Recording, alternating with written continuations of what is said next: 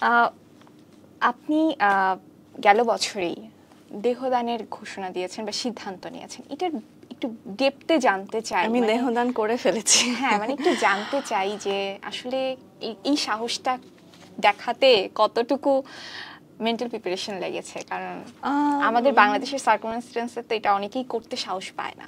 সেই জায়গা থেকে আপনার থিঙ্কিংটা জানতে চাচ্ছিলাম। না, আমার মনে হয়েছে মানে এটার পিছনে আমার কাছে যেটা রিজন এরকমটা করার, যে আমার মনে হচ্ছে আমি পৃথিবীতে এসেছি, এবার প্রত্যেকটা মানুষ বা প্রত্যেকটা প্রাণী, গাছ, ভ্রমর, যে কোনো অ্যানিমেল, যে কোনো হিউম্যান এই পৃথিবীতে এসেছে একটা পারপাসে।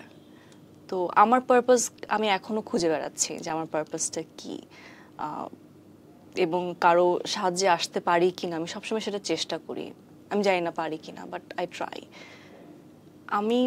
আমার মৃত্যুতে যদি আমি কারোর হেল্প করতে পারি, দেন ওয়াই নট। বেঁচে থাকতে কি করতে পারছি জানি না, চেষ্টা করছি।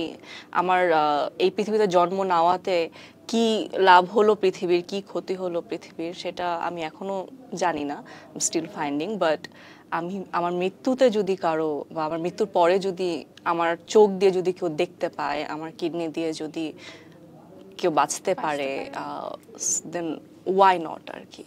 সো জাস্ট ওই থিঙ্কিং থেকে আমার মনে হয়েছে। এবং আমাদের এখানে অর্গান কিন্তু পাওয়া খুব টাফ, খুব ডিফিকাল্ট, এবং একটা বড় ব্ল্যাক মার্কেটও আছে। তো আমার মনে হচ্ছে আমরা যত এগিয়ে আসবো ডোনেশনে, বডি ডোনেট বা বডি পার্ট ডোনেটে, তত এই জিনিসগুলোকে আমরা আরও সুন্দর করে গুছিয়ে আনতে পারবো, এবং অবভিয়াসলি মানুষের হেল্প হবে, রাইট? Then why not. আমাকে অনেকে বলেছে যে পাপ হবে, এটা সেটা অনেক কিছু। টানা সপ্তমবারের মতো বেস্ট টিস্যু পেপার ব্র্যান্ড হিসেবে স্বীকৃতি পেয়েছে বসুন্ধরা টিস্যু। আমার কথা হচ্ছে গিয়ে যে আচ্ছা, যদি পাপ হয় সেটা আমার হবে, প্রথমত আপনার হবে না। সো আপনার এটা নিয়ে চিন্তা করার কিছু নাই, ভয় পাওয়ারও কিছু নাই।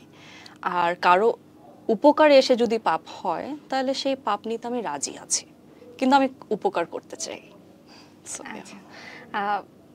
সামনে আপনার কি কি কাজ আসছে, আমরা কি কি প্রজেক্টে আপনাকে দেখতে পাবো?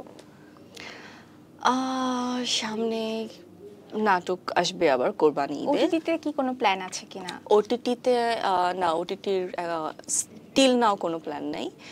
প্ল্যান নাই বলতে যে কোনো কথা হয়ে নাই আর কি। প্রিভিয়াসলি যা করেছি, নতুন কোনো অফার আসেনি। আর এছাড়া ফিল্মেরটা আমরা চেষ্টা করছি যে যেটা আমাদের গত বছর করার কথা ছিল, সেটা আমরা এবছর আবার স্টার্ট করা শুরু করছি, চিন্তা ভাবনা করছি। প্লাস নতুন কিছু কাজের আলাপ চলছে, লেটস সি। ওকে, লাস্ট আমরা একেবারেই শেষ পর্যায়ে আছি, দর্শকদের উদ্দেশ্যে যদি আপনি কিছু বলতে চান।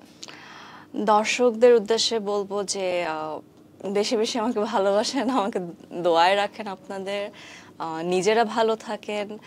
এবং এই যে আমরা খুব নেগেটিভিটি যে ছড়াই বা কাউকে নিয়ে নেগেটিভ একটা কমেন্ট করে বসি, জেনে না জেনে, বুঝে না বুঝে, এগুলা থেকে নিজেকে বিরত রাখি। ঈদ মোবারক। Thank you so much for coming. কিন্তু আমি যেটা জানি আপু, যে আপনি গান করতে খুব ভালোবাসেন। আমি গান করতে পারি না। গান তো না না না, আমি একদম গান গাইতে পারি না। আমি তোকে একটা মজার গল্প বলি। ছোটবেলায় আমার কণ্ঠ যেহেতু একটু ভারী, অন্যরকম, একটু ওরকম চিকন সুরেলা না আর কি। আম্মুর মনে হয়েছিল যে আমি হয়তো খুব ভালো রবীন্দ্রসঙ্গীত গেতে পারবো। তো আমাকে গানের স্কুলে ভর্তি করিয়েছিল রবীন্দ্রসঙ্গীত শেখার জন্য। তো 3 দিনের মাথায় টিচার আম্মুকে ডেকে বলেছে, আপনার মেয়েকে দিয়ে কখনো গান হবে না, ওর মধ্যে সুর নাই। So I can't sing, but I can dance. But এখানে আজকে আমি তোমাকে অন্য কোনো দিন নেচে দেখাবো।